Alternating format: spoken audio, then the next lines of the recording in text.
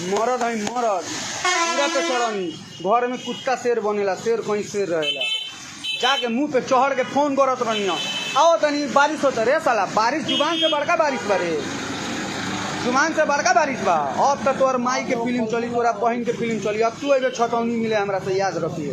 चलिए भाई लोग अबे बहुत बोल दिए बे बहुत ज्यादा सबका बदला लेगा रे पवन भैया का फैजल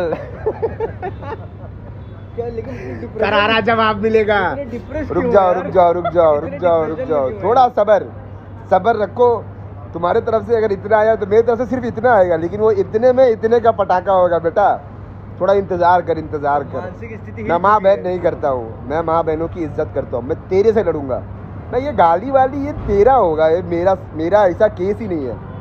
तुझे मैं जुबान से प्यार से तेरी ऐसी इज्जत उतारूंगा ना और ये तू लड़ने वड़ने की धमकी दिया है ना वहाँ पटक के तुझे मार खिलवाऊंगा ये मेरा वादा है। तू खाली बता देना मुझे एक बाप का नहीं अगर मैंने तुझे तेरे साथ ये काम नहीं किया तो बाकी तेरे लिए वीडियो बनाऊंगा। तू रुक जा थोड़ा सबर करारा जवाब मिलेगा।